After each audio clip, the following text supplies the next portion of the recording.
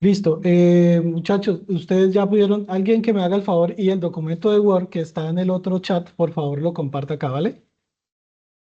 Ya como que está grabando, listo. Entonces, muy buenas noches para todos. Arrancamos nuestro primer CIPAS, perdón, nuestro segundo porque ya vimos el primero que fue todas las identificaciones de la toxicodinámica y de la toxicocinética. En el día de hoy vamos a complementar con todo lo que tiene que ver con ya los cuatro TOC síndromes. Entonces, recuerden muchachos que nosotros tenemos que ver básicamente cuatro TOC síndromes. Dentro de esos cuatro TOC síndromes, vamos a empezar a ver nuestro primero, que tiene que ver con el síndrome colinérgico. Hoy nos vamos a encargar de todo lo que es el síndrome colinérgico. Para que ustedes logren entender la fisiopatología o qué es lo que pasa, ustedes tienen que ubicarse directamente en su sistema nervioso central. Recuerde que el sistema nervioso central tiene una célula muy importante que es la neurona. Dentro de la neurona hay unos neurotransmisores. Para que me entiendan qué es un neurotransmisor, les puedo dar el ejemplo de cuando hacemos una ecografía. Cuando nosotros los médicos hacemos una ecografía, colocamos el transductor y al transductor tenemos que ponerle un gel.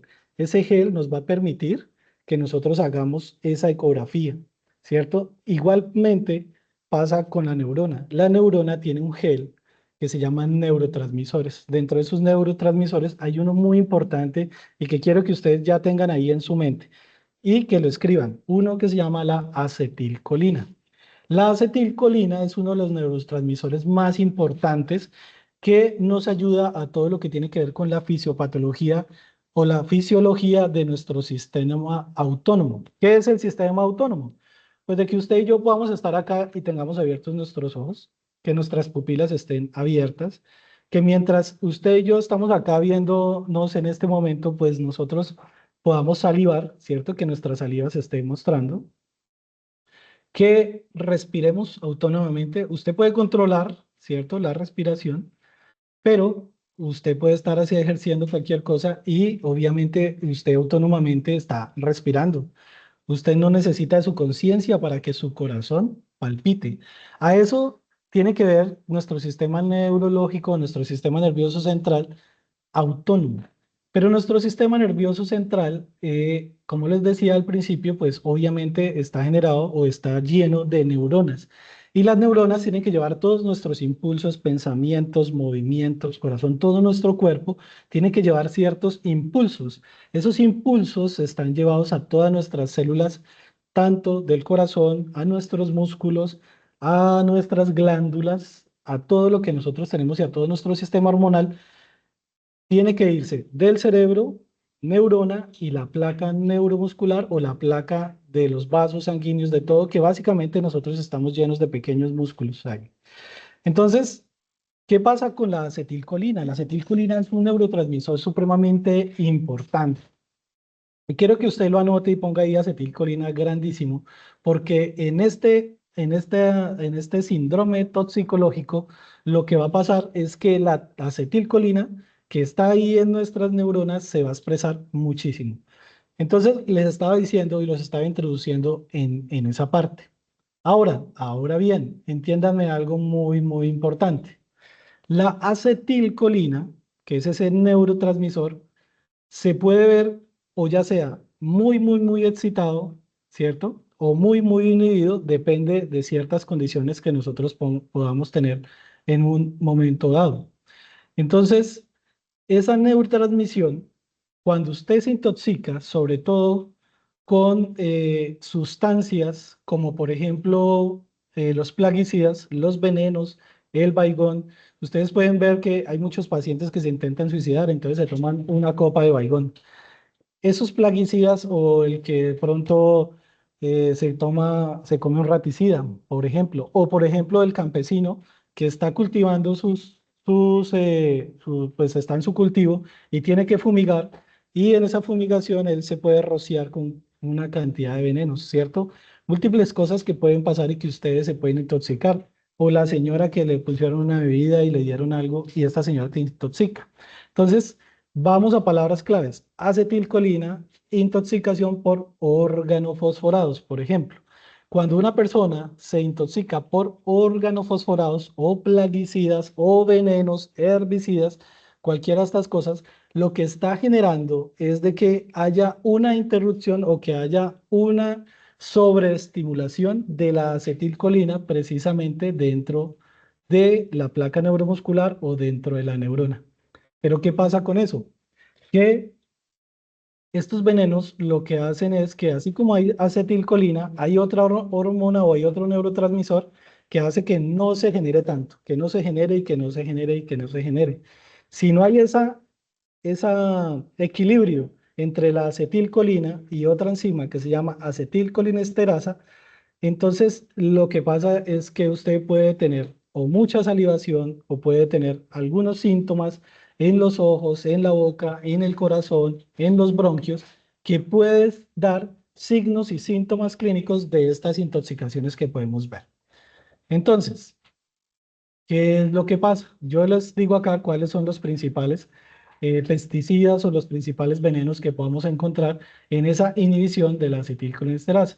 Dentro de esas están los organofosforados, los carbamatos y algunos agentes nerviosos que utilizaban en otras guerras. Pero también hay medicamentos como la neostigmina y la pivistocmina que pueden generar que hayan este fisio o ese síndrome toxicológico como el síndrome colinérgico. Entonces, palabras claves: acetilcolina, acetilcolinesterasa, intoxicación por organofosforados. Entonces, ¿qué vamos a ver ahora? Cuando en la neurona, por eso les coloqué esta gráfica, voy a colocar esto por acá, sí lo ven, en la neurona y ahí dentro, entre una neurona y otra, o una neurona y, digamos, el tejido que se vaya a explorar o que se vaya a dar, se generan digamos, estas neurotransmisores que están acá en la neurona, ¿cierto? Pero cuando usted se intoxica, la acetilcolinesterasa, que es el neurotransmisor que para la acetilcolina, hace que la acetilcolina, mejor dicho, ronde demasiado en cada una de las neuronas. Al rondar demasiado sobre todas las neuronas, va a hacer que esta acetilcolina se sobreexcite en los diferentes tejidos. ¿Qué va a generar? Va a generar un síndrome médico o un síndrome que nosotros conocemos o un toxíndrome que está escrito en estas palabras que se llama Dumbens. Anoten ahí esta palabra que se llama Dumbens porque es una mnemotecnia en la cual ustedes cuando empiecen a buscar la bibliografía, ustedes se van a dar cuenta que ese Dumbens significa aumento de la defecación, aumento de la orina, miosis, que es que a usted se le pongan grandes los ojos como un gato en la noche, sí o sí, que haya vasoconstricción, que el paciente vomite, que lagrime y que bote demasiada babasa o espuma por la boca. Cuando un paciente está intoxicado por organofosforados, entonces estos son los síntomas clínicos que va a presentar. Entonces ustedes van a ver que el paciente viene todo intoxicado después de estar y ese paciente ustedes lo ven con un síndrome que nosotros llamamos síndrome húmedo. ¿Por qué? Porque ese paciente viene con diarrea, viene orinado, se orina sin voluntariamente, los ojos están así grandísimos, grandísimos, empieza a tener una respiración muy rápida y empieza a generar una cantidad de secreciones por la boca, empieza a vomitar, empieza a lagrimear y lo que yo le decía que tiene esto. Entonces, estos son los síntomas muy importantes. Ahora, la otra mnemotecnia se llama la slush. Esa slush es lo que también les viene contando porque hay unos receptores en el cuerpo que están nombrados desde M1 a M5 que generan esto. Yo sé que esto es bastante complejo de entender, pero lo que es lo que quiero que ustedes sepan. Hoy o en este curso, lo que este curso quiere para ustedes es que ustedes logren identificar cuáles son los signos y los síntomas que un paciente puede llegar a tener si se intoxica por órganos fosforados a él. Entonces, ya casi vamos a terminar nuestra parte teórica para irnos a la parte ya práctica. ¿Cuáles son las manifestaciones clínicas de un paciente que está intoxicado? Obviamente la mayoría de estos están por organofosforados o lo que ustedes pueden llamar plaguicidas, malatión, baratión, todos esos, digamos, esos insecticidas que ustedes ven en casa y que le aplican cuando hay zancudos, los venenos que la mayoría de los que están como que están utilizando los agricultores. Entonces, todo esos, digamos, esos venenos pueden generar en el paciente lo que ya les explicaba: miosis marcada, bradicardia, broncorrea, cialorrea. Todas las secreciones van a empezar a secretar náuseas, vómitos, diarrea, todo esto que se llaman los efectos muscarínicos y los efectos nicotínicos. Pero ya cuando el paciente está muy mal y cuando ya se ha comprometido el sistema nervioso central, lo que vamos a tener es un paciente que puede tener confusión, ansiedad, ese paciente empieza a convulsionar, ese paciente entra en depresión respiratoria, tenemos que intubarlos, tenemos que asegurar vía aérea y podemos empezar a ver cómo los músculos de ese paciente empiezan a fascicular o empiezan a moverse. ¿Por qué? Porque la acetilcolinesterasa no está haciendo el efecto sobre la acetilcolina se aumenta las neuronas y empieza a generar cada uno de estos síntomas y síntomas clínicos que les estoy contando. Entonces, ¿cuál es el manejo o cuál es el medicamento que debemos tener aquí muy, muy presente y que ustedes como regentes de farmacia no se les puede olvidar esto que les estoy diciendo? Además, que es pregunta de examen. ¿Cuál es el antídoto o cuál es el medicamento que nosotros, digamos, utilizamos así fino, fino, fino para utilizar cuando tenemos pacientes que están intoxicados por organofosforados o carbamatos? Es la atropina. ¿Qué es lo otro que usted como regente de farmacia tiene que tener aquí en su cabeza y que tiene que estar pendiente? Si usted está en un hospital, si usted es el regente de farmacia que está listo disponiendo, o si usted es el patinador de ese hospital y alguien le dice, mira, tenemos un paciente intoxicado por organofosforados o un paciente que tiene un síndrome colinérgico secundario a una intoxicación por insecticidas por organofosforados, pues usted ya sabe qué es lo que usted va a listar. Y lo primero que usted va a listar es, seguramente ese paciente va a poder estar necesitando entre 5, 10, 20 ampollas de este medicamento que se llama atropina y ahí es donde tenemos que actuar. ¿Cuáles otros medicamentos se ve que se usan en esto? La pralidoxima y medicamentos como el diazepam, que es una benzodiazepina, pero que normalmente se usan cuando tenemos ya un paciente que tenemos que intubarlo, un paciente que tenemos que sedarlo porque arrancó a convulsionar, que arrancó a todas estas. Ahí están las dosis. No es necesario que ustedes aprendan las dosis, pero sí es necesario que dentro del manejo clínico de los pacientes que están por organofosforados, pues ustedes tengan absolutamente muy, muy, muy, muy vivo esto, ¿vale? Entonces, recapitulamos y las palabras claves. Vamos a abrir acá. Bueno, aquí los tengo a todos. Alguien de los que ustedes están ahí va a abrir el micrófono y me va a decir las 5 cosas claves que yo les acabo de decir en estos 10 minutos para que ustedes tengan pendientes para su estudio. Arranquemos por Gustavo. Una palabra, Gustavo. Rapidito, Gustavo, que no tenemos todo el tiempo. Tal vez atropina, Atropina, un medicamento. Seguimos. Luisa Natalia, una palabra clave que yo le haya dicho hoy, que yo le dije, escríbala y téngala ahí. Rápido, Luisa Natalia. No, Luisa Natalia está sin micrófono. Otro, sigamos rápido. Diego Fernando. Diazepam, profe. No, esa no fue una palabra clave que yo les dije. Yo en estos 10 minutos les dije 5 cosas que ustedes tenían que tener aquí. Otra. acetilcolina, Acetilcolina. Muy bien. Lady Mari. No, carambas, ¿no le digo? Noreji.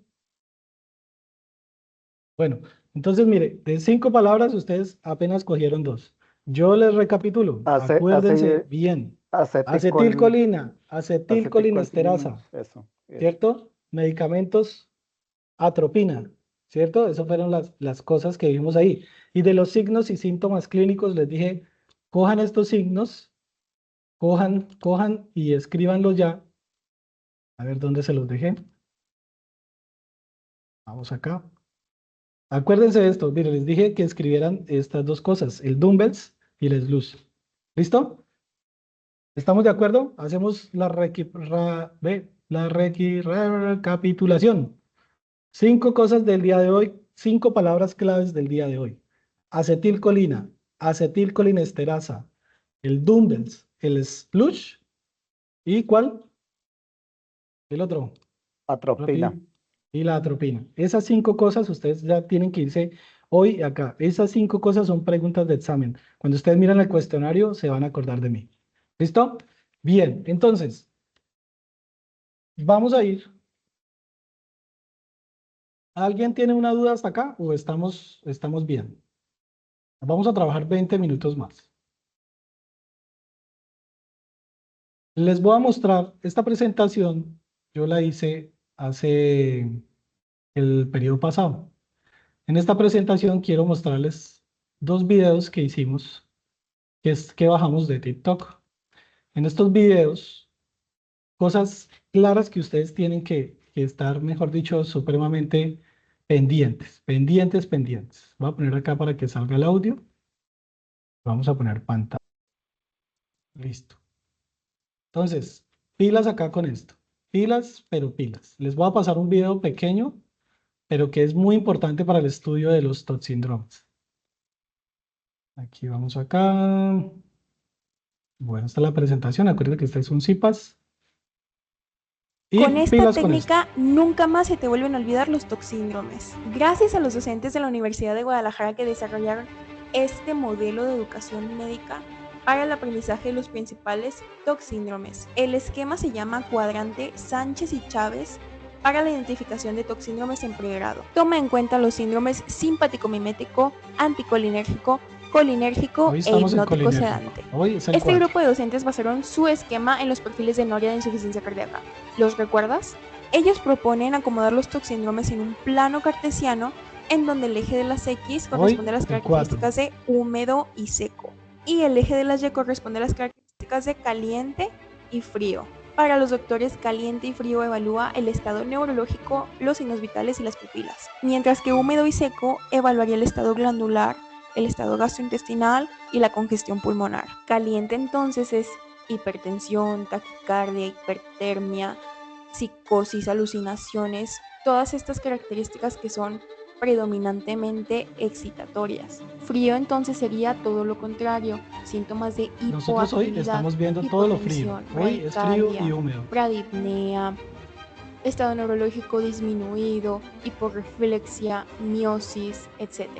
Húmedo entonces sería hiperhidrosis, epífora, broncorrea, diarrea, incontinencia urinaria, etc. Seco entonces sería anhidrosis, seroftalmia, serostomía, sequedad de mucosas en general, etc. Listo. Todo lo que Vamos a está del seguir. lado izquierdo. Entonces, Con esta técnica nunca más se acuérdense te que vuelven a vamos olvidar hoy los con el toxíndromes. síndrome Gracias frío a los y docentes de húmedo. Ya les expliqué todo lo que tiene que ver. Acuérdense de las 2 palabras, acetilcolina y acetilcolinesterasa. Eso y los síndromes que son el Dumbbells, que ya les expliqué, que si es diarrea, paciente que se puede orinar, todo esto ya les expliqué. Estos son 2 cosas que ustedes tienen que tener muy en cuenta. Te voy a presentar el caso de un paciente masculino de 45 años de edad. Bueno, vamos ¿Quieres a saber qué significan las franjas de colores en los vamos a dejar de grabar porque básicamente ese es el trabajo que tenemos, digamos, las cosas más importantes que tenemos que mirar en el día de hoy. Entonces voy a dejar de grabar para que podamos irnos a trabajar ya a Notebook con las cosas claves que ya les estaba diciendo. Eso ya queda para la grabación. Ya